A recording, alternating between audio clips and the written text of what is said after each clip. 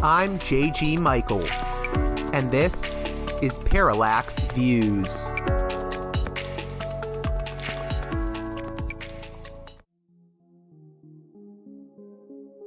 Hey there, Parallax Views listeners. Before we get to this edition of the show, I just want to promote Wall Street Window, a website maintained by Mike Swanson that provides valuable insights on both financial markets and geopolitics. It's been around since 2003, and its slogan is "Be in the Know," and I highly recommend it as daily reading. So go on over to wallstreetwindow.com and keep yourself informed. This edition of Parallax Views is brought to you by the $10 and above tier supporters of Parallax Views on Patreon.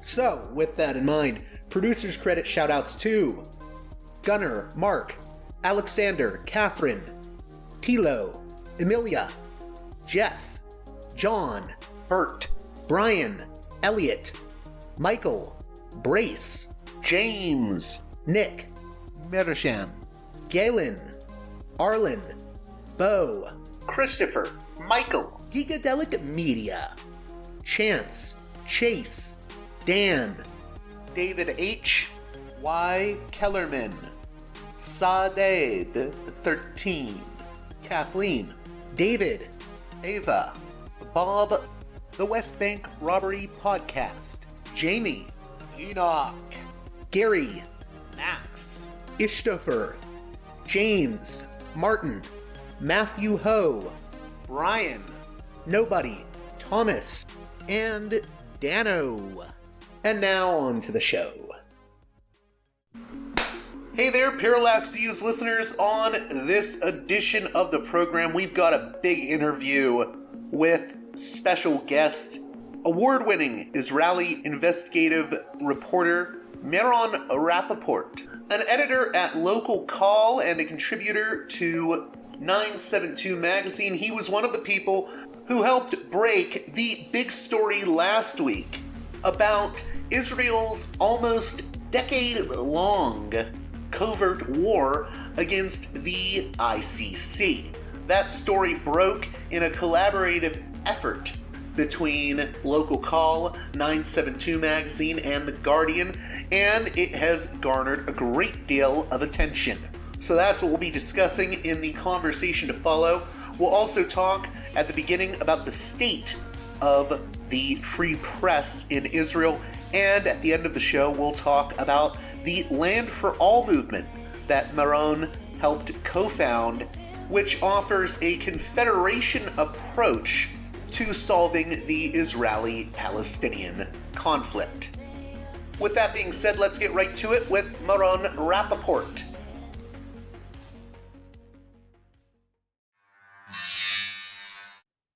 Welcome to Parallax Views, a guest that I'm really happy to be speaking with. He just helped break a really important story about Israel's covert war on the ICC. He's an editor at Local Call and part of the team at Just Vision, and an award-winning investigative journalist with over 30 years of experience in the Israeli media. How are you doing, Meron Rappaport? I'm fine, thank you. So I want to delve into this really groundbreaking piece that came out in collaboration with 972 magazine, Local Call, and The Guardian. But first, I wanted to ask you, I hope this isn't too much of a curveball question, but what is the state of the Israeli press right now? Because I know that story came out in Haaretz that, let me see, how Israeli security nixed Haaretz's report into alleged Mossad extortion of the ICC. And I'm also seeing Haaretz just had its main entrance of its Tel Aviv offices smashed in. So is this a concerning moment, you think, for the state of the press in Israel? Everything that goes on in Israel now is of of concern to any freedom, general freedom of the press. We have seen things that we haven't seen before.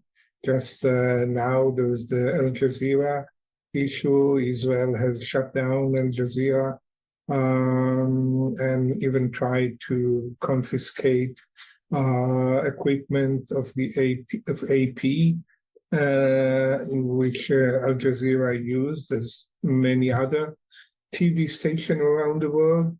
So yes, the danger is there. I must say we didn't encounter anything like what we've seen today in Haaretz when the door was smashed. But you know, the atmosphere is very tense. You know, if there is now a proposition of law that says that any lecturer in any university that says something that could be interpreted as helping terrorist organization could be fired without hearing and without compensation. So, you know, the atmosphere is not really good for freedom of speech.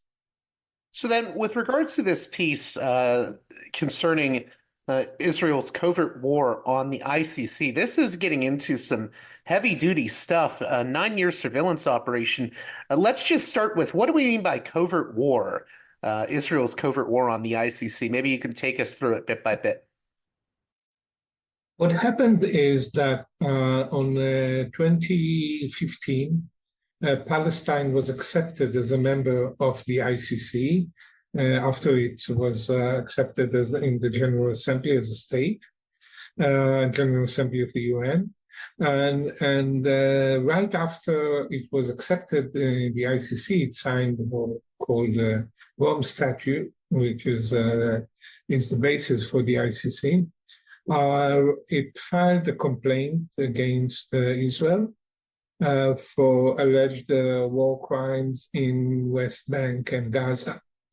And the then chief prosecutor, Fatou Bensouda, started a preliminary examination of the issue.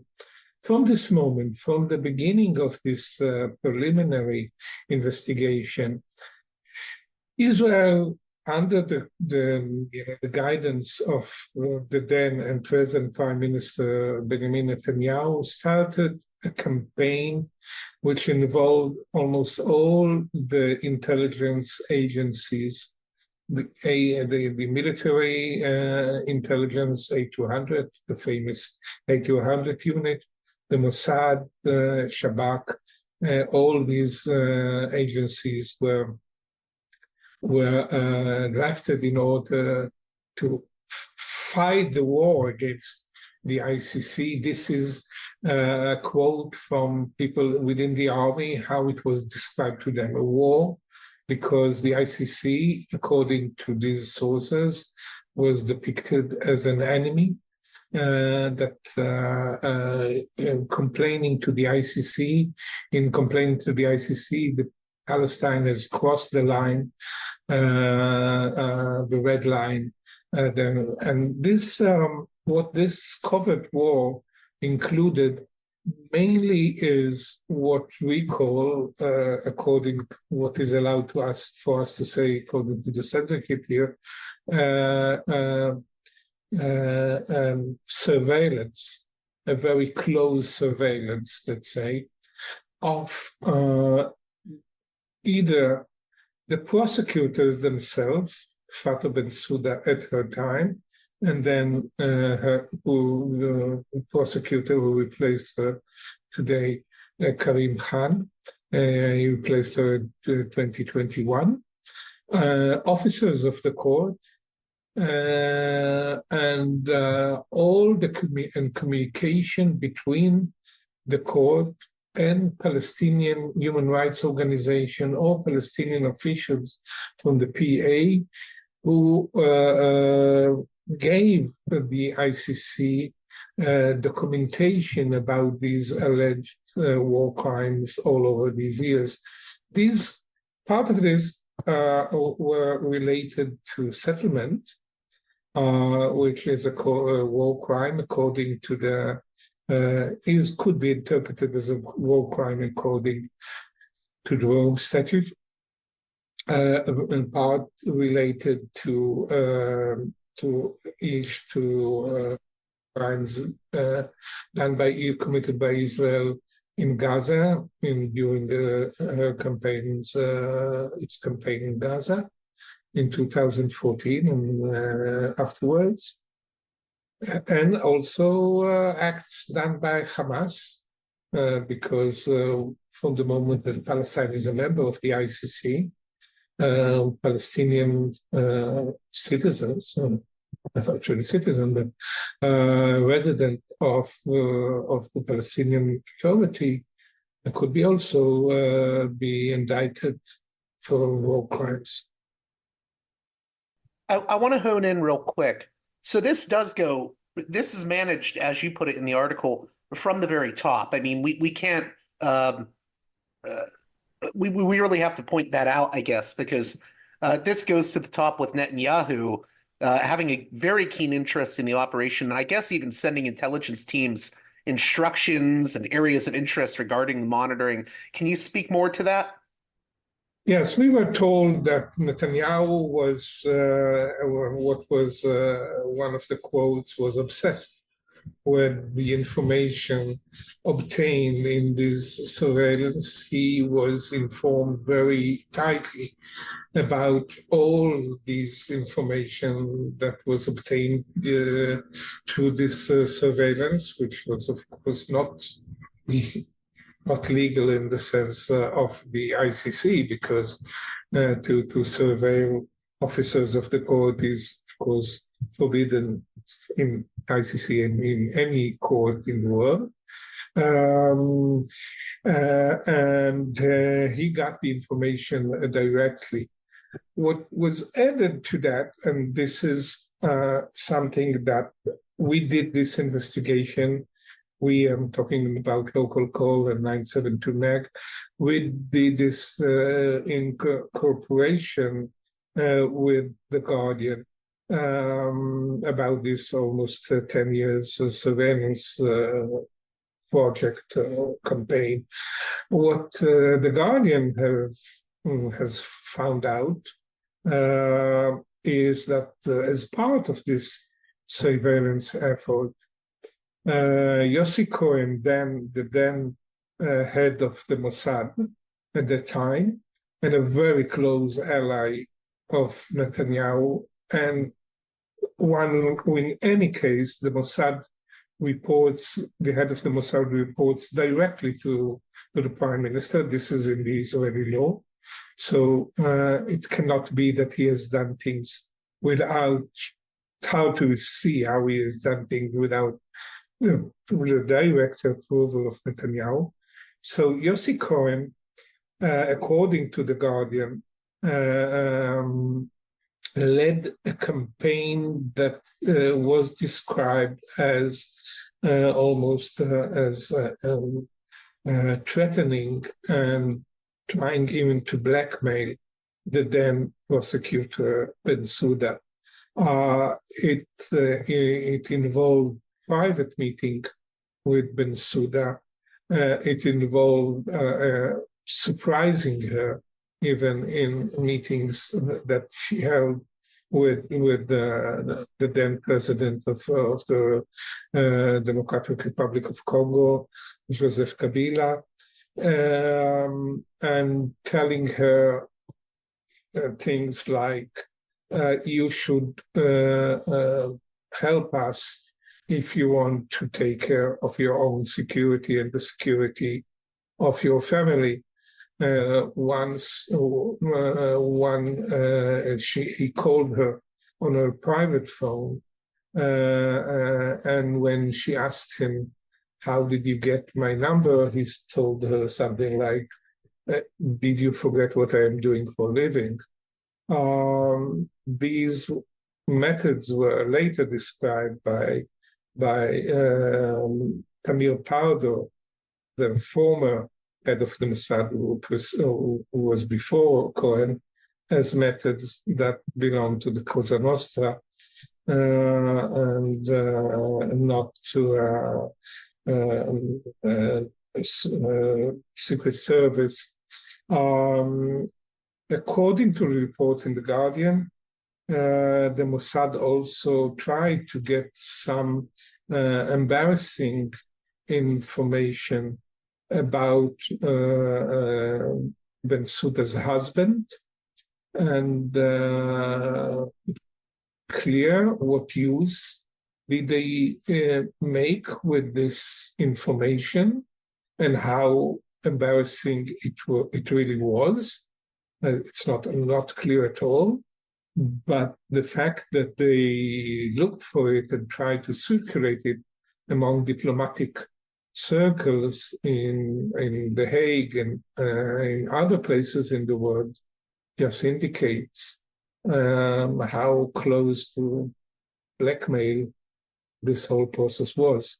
So I think, from my understanding, there was hope that things would maybe change in Israel's favor when Khan took over as the chief prosecutor, and yet this covert operation of surveillance continued. Can you talk about why there was a continuation after Bensouda was out of the picture?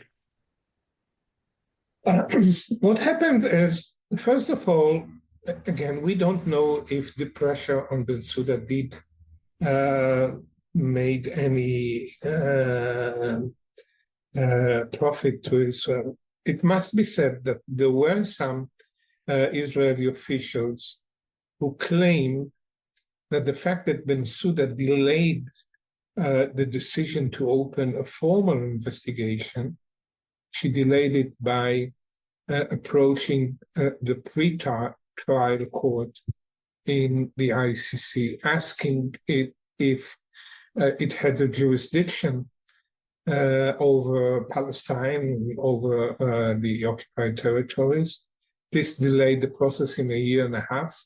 And in Israel, they were very happy with this. We don't know if this delay had anything to do with the pressure put on Bensouda. Anyhow,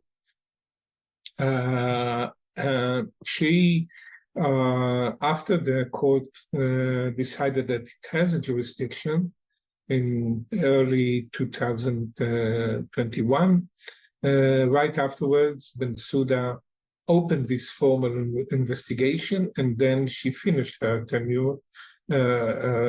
She finished her term in the ICC, and Khan replaced her. Israel, it was reported, was very preferred Khan on other candidates, and it was reported in the Israeli press then that he was good for Israel, and that indeed, from the moment he was appointed, when he came to office in the mid-21, the investigation regarding Palestine did not, at least as we know, did not advance. We don't know exactly what he did, but the fact is that in these more than 2 years, from mid-21 till October 7, 23, there was no, at least known progress in the investigations. So Israel could, maybe was correct in being satisfied with Khan's appointment. Nevertheless, although Khan was considered favorable to Israel, the surveillance after his communication with Palestinian officials did not stop. Not only this, we were told that the information obtained by this surveillance was shared by legal teams, Israeli legal teams, who went to The Hague and met unofficially with officials of the ICC, because Israel officially does not recognize the ICC, So legal teams went to the ICC to try and convince the ICC that there's no room to continue the investigation. But they were given the information obtained by this allegedly illegal surveillance to use almost against the court itself. But anyhow, Khan was very high on the target of this surveillance, despite the fact that he was considered favorable. But then came October 7 and changed everything. I wanted to talk a little bit about the Palestinian human rights organizations that were targets of surveillance. So there's Al-Haq, Addameer, Mezan, and the Palestinian Center for Human Rights. Can you talk about why these human rights groups were targeted? They were targeted, and also officials of the PA who held the file of the relations with the ICC were targeted also. They were targeted because it was these resources that we talked to, they were told that it's crucial that Israel will have all the information passed by the Palestinian to the ICC for two main reasons. One is what is called, because of what is called the complementarity effect. The complementarity means that if a state is seriously investigating crimes, alleged war crimes, then the ICC is not allowed to investigate these crimes too. So Israel wanted to know on what the Palestinians are complaining in order that it could open investigation retrospectively that were not investigated in real time, in order to show the court that the rule of complementarity applies, and that the court cannot investigate these issues. Another reason for surveilling this was to know who is complaining, who are the person, who are the people that complain, that file these complaints. Now, we don't know what was done with this information, but these human rights organizations were very fearful in real time, and of course, after they knew about the surveillance, they were afraid that once Israel will know who has complained, they may, try to intimidate, as they do in many times, intimidate not by force, just by depriving him of the permit, working permit, depriving his family from going to hospitals in Israel, all kinds of issues through which Israel exerts pressure on Palestinians, and we know these systems for decades. So it was told, our sources were told that it is very important that Israel will know who these persons are. Who are the persons that complain? Again, we don't know if any of these extortion measures were taken against them. This we don't know. I know this is only a very small part of the reporting you and Yuval Abraham did, but I was wondering if you could talk a little bit about this Israeli firm known as NSO Group and the Pegasus spyware, because I think my listeners should know what that is and how it maybe connects to the story in some ways. What happened is that Al-Haq and Addameer, and I think maybe other human rights organizations did a check. I think it was in 2022 or late 21, and found out that they have Pegasus spyware in the cellular phone of some of the officials of this organization. Now, it was claimed that the Shabak planted this spyware, and quite soon afterwards, the then Minister of Defense, Benny Gantz, declared these organizations terrorist organizations, outlawed them, based on reports filed by the Shabak. We know that in the military intelligence in 800, people were not happy with all this process and thought that the allegations that these are terrorist organizations are baseless and could be even harmful. But anyhow, we again don't know if it was really the Shabak who planted them. But as far as we know, it's the only organization in Israel that has this capability. So you said that everything changed with regards to surveillance of Khan after October 7th. Can you take us through that just briefly here?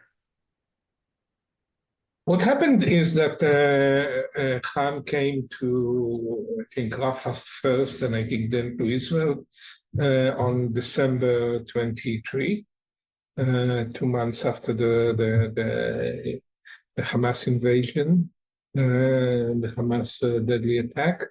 And it became clear that he is going to investigate these issues. We know that there were even some communication that was obtained in which Palestinian officials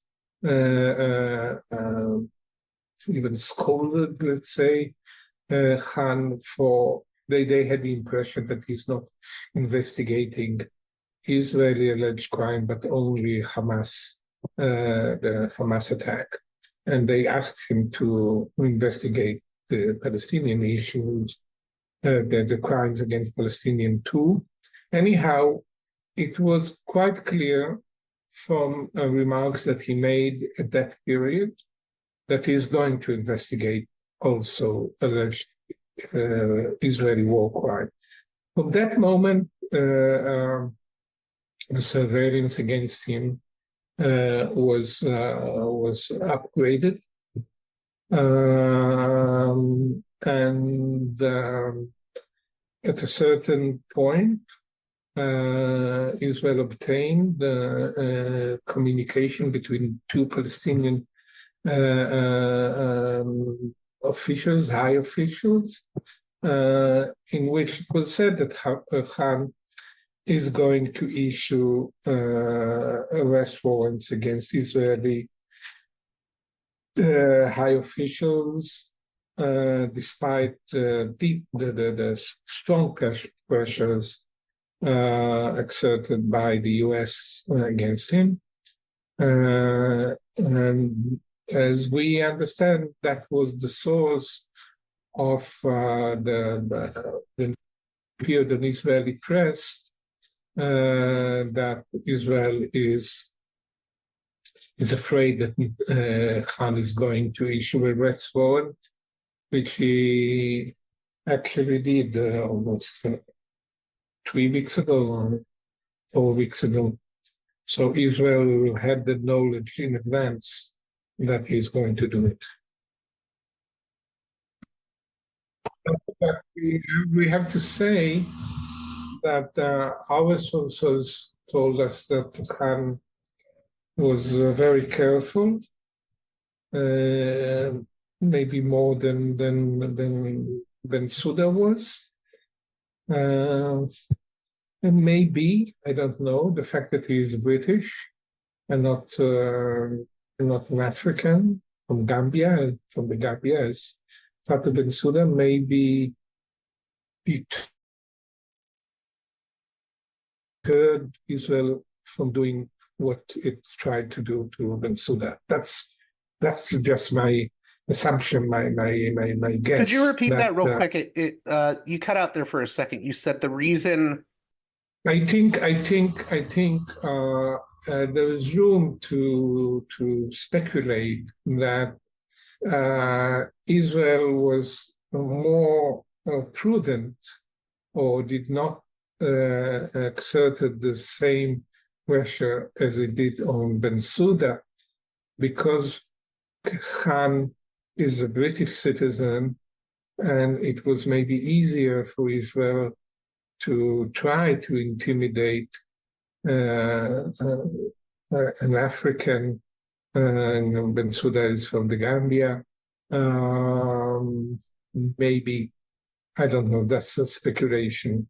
But the fact is that Khan is more prudent than Bensouda, and from what we are told, Israel achieved less information against him than it did against Bensouda. Just a few more things briefly here. What has the response been to this reporting that you've done? Local Call 972 in The Guardian. I know you requested comment from the Israeli Prime Minister's office and the Israeli army. Could you speak about that? The Israeli army flatly denied that such a surveillance exists. We know for a fact that it does. So, but that's what they're saying.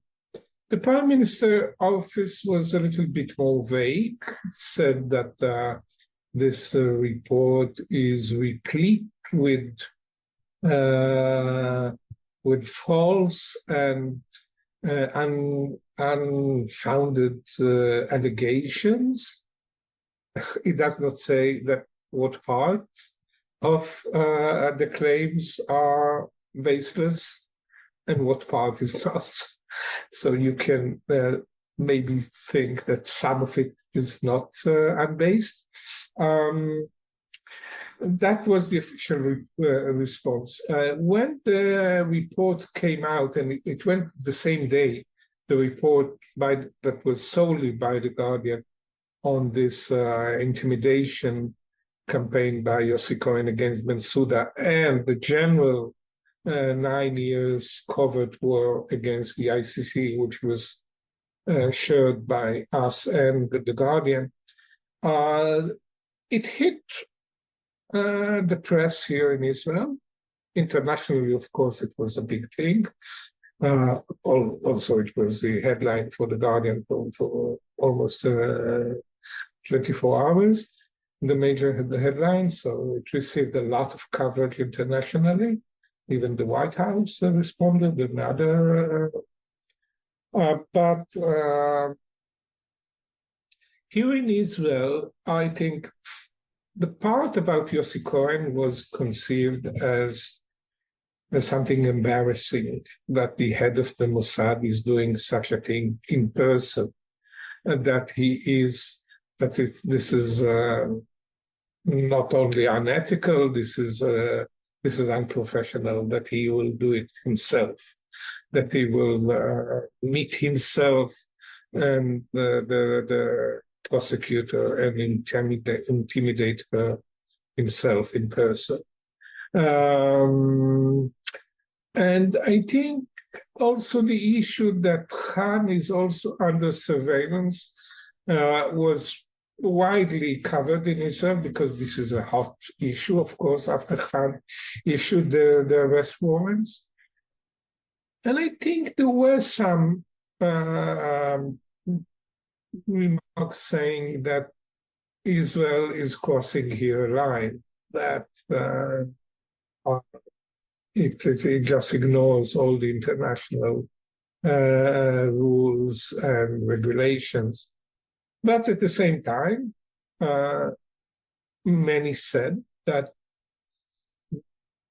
basically Israel was right because the ICC does pose a threat to Israel, and the arrest warrants are a proof to that, and that the fact that he issued a arrest warrant for Netanyahu and Defense Minister Gallant, together with the arrest warrant to Yahya Sinwar and Mohammed Deif, and they had responsible for the massacre of October 7th, showed that the court is biased, anti-Semitic, etc., and therefore it was Israel had the right to do what it did. But not everyone held this position, but still it's quite widespread. But before closing out here, do you think where is Israeli public opinion at right now with regards to this military operation in Rafah and this war in Gaza? And do you think there could be a sea change in public opinion on these matters? I think Israel, generally speaking, the Israeli public is very, very confused. Very confused. On the one hand, I think still the general aim of destroying Hamas is very much, shared by most Israeli public.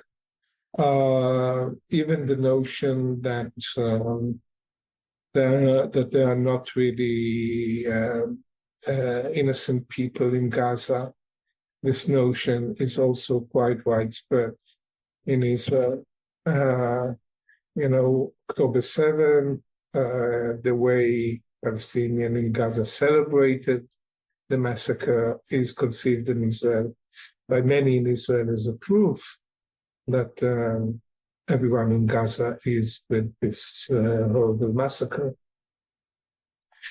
At the same time, I think the fact that the war goes for 8 months and there are no tangible achievements, Hamas is still fighting. And, of course, more than anything else, the hostages are still there and are dying in captivity.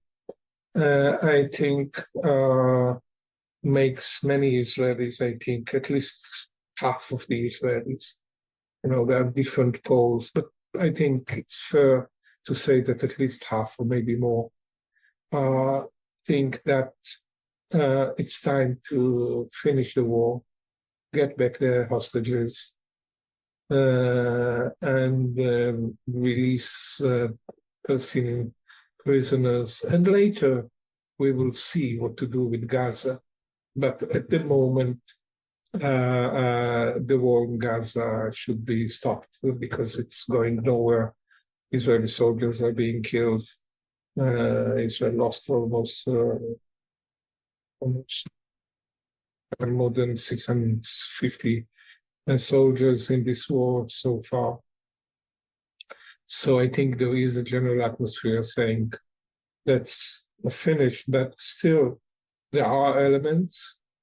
Netanyahu himself, part of the military who still wants to prove to the Israeli public that they are strong and that they can deter the Hamas, but mostly the extreme right, who is in government, of course, and holds a key position in the government, Bezalel Smotrich and Meron Rappaport, who really wants an endless war and really believe that, Ben-Gvir believes in the Palestinian immigrating, that's how he phrases it. Of course, it's a nice word for transfer of Palestinian, and Smotrich was talking openly about extermination.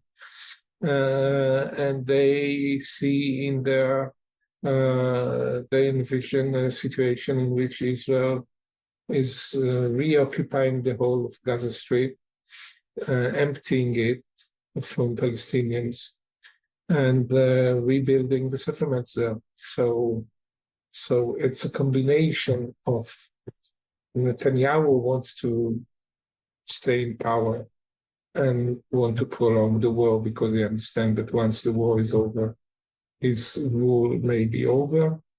The army was still hesitant to finish the war because it wants to show this image of a strong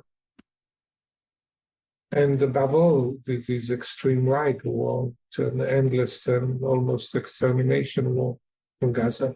Does the far right in Israel, the Smotriches and whatnot of Israel, do they feel like this is maybe their last chance at getting some of the things they want policy-wise done? I think so. I wrote so in Local Call 972. I wrote, this is my interpretation. I think they feel that this is a golden opportunity, almost a God-given opportunity to implement what they have dreamt of for many years. You know, Smotrich has written his famous decisive plan in 2017, in which he offered the Palestinians three options: either to accept to be third-class citizens without voting rights, or to immigrate from the West Bank and Gaza, or to be defeated by the sword. So I think for them, the fact that Hamas did this attack on October 7th was for them, they saw it and they see it as an opportunity that was almost given by God to do this plan, to implement this plan. And there is a justification for doing it in the Israeli public, and even internationally, they think they could justify it by saying, listen, these are, you see what they've done on October 7th. They butchered civilians, they raped women. So these are not people that we can live with. And this is an opportunity to do what we wanted to do for decades. Just two more things. I promise to let you go after this. But in terms of the reporting you've done with 972 and Yuval Abraham on this covert war on the ICC, what are the main points you want my listeners to take away from that reporting? I think that Israel, the main point is that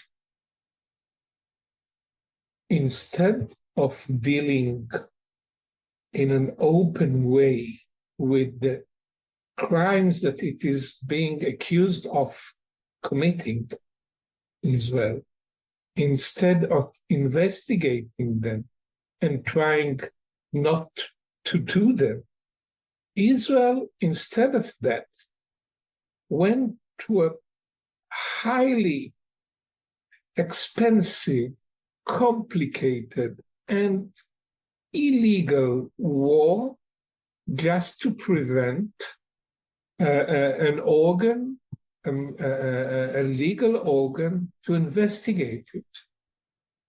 It could have been much simpler just to investigate this allegation and try to prevent them instead of surveilling officers of the court and intimidating them and trying maybe even to blackmail them in order that truth will not come out. Very last thing I wanted to ask you about, and I know we can't get deep into it, but You're one of the founders of the Land for All movement, which I understand to offer sort of a confederation approach to conflict resolution. I've talked with Dahlia Schindlin about the idea of the confederation approach to conflict resolution in Israel-Palestine, and I think a lot of people have misunderstandings about it. So could you just comment on what the Land for All movement is and what the confederation approach is, and we'll leave it at that. Of course, it's a long talk, but I'm sorry for sticking on you at the last minute here. All right, it's all right. What we are saying is that the two-state solution needs a revisiting. The classical two-state solution, based on separation between Jews and Palestinians, between Israelis and Arabs, is just not it's hard to achieve, hard to implement, and not desirable. What we propose is yes, two-state solution. Israel, sovereign Israel, side by sovereign Palestine on the 67 borders. But these two states will have a kind of a superstructure, call it confederation, union as the European Union, that will take all the things that should be shared and what is to be handled alone, each state will handle it alone. Shared institution, freedom of movement, Jerusalem as an open city, the capital of both states. These are not utopians' idea. These are ideas that comes from the reality on the ground, and that were applied either in the EU, ending hundreds of years of wars in Europe, with a mechanism that of independent states in a superstructure of a union, or in Northern Ireland, where power sharing gave an end to violence, at least, and in Bosnia even. So these comes from the reality. Two states, two independent states, but sharing this land, this homeland, in which we are all, should be all equal, with equal civil and political and collective rights. I'll just add to that. One of the misinterpretations I hear of your and Dahlia's work on confederation is that it's actually promoting a de facto one-state solution. And I don't think that's the case. I think you're actually trying to save the two-state. What do you want to say to people that try to argue that the confederation model is a de facto one-state push? I think we have to admit, more than 30 years after the Oslo Agreement, we are now passing the 30 years from Oslo, that the classical two-state solution did not bring the desired results. We are further away from peace than we were 30 years ago. And therefore, I think this model that was based on separation, we Jews here, them Palestinian there, and between us a high wall, just does not correspond to the reality and does not correspond to the feeling, the deep feeling that both Jews and Palestinians have for the whole of this homeland. So therefore, it's an effort to save two states, to make it two states 2.0, if you can say, that will revisit the two states, make it achievable, and preventing it from encountering the same obstacles it did in the last 30 years. Now, after Gaza, there is a renewed talk about the two-state solution. And this is positive. We have countries in West Europe that have recognized the state of Palestine, like Spain, Ireland, and others. It's a positive thing. It's a positive thing to return to the two-state solution and not to accept the continuing of the status quo and the practical one apartheid state. This is good, but in order that when we come back to the two-state solution, when and if we will come back to negotiation, not to repeat the mistakes of the past that made the two-state solution not succeed, and we want it to succeed. I want to thank you again, Meron, for coming on Parallax Views, and my listeners can keep up with your work at Just Vision and also Local Call, right? Yes. Well, that does it for this edition of Parallax Views. I hope you enjoyed the conversation with Meron Rappaport. And as always, if you can, please consider supporting me on Patreon at patreon.com/parallaxviews. One more time, that's patreon.com/parallaxviews. I really, really, really need your support at this time. Don't know what my advertising situation is like on the show. I've talked about that in previous episodes, but I need your support now more than ever. I'm releasing as much content as I can.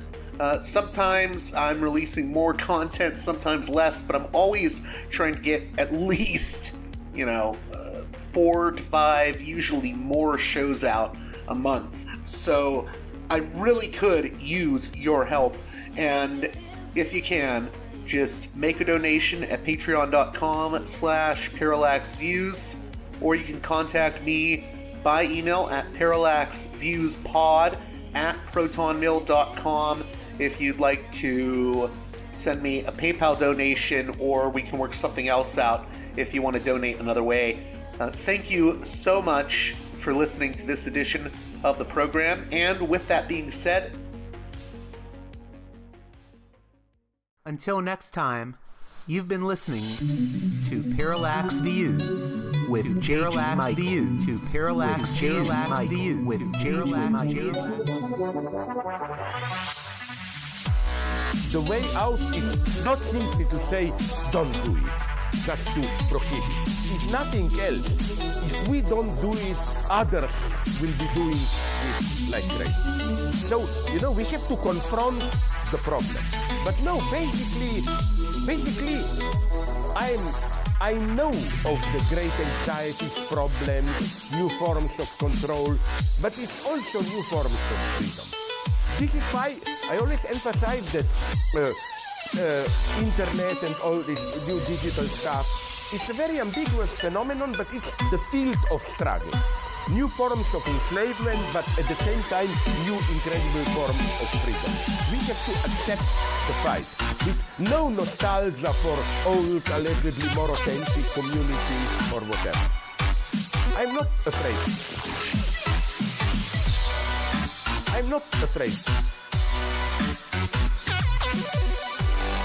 I'm not afraid.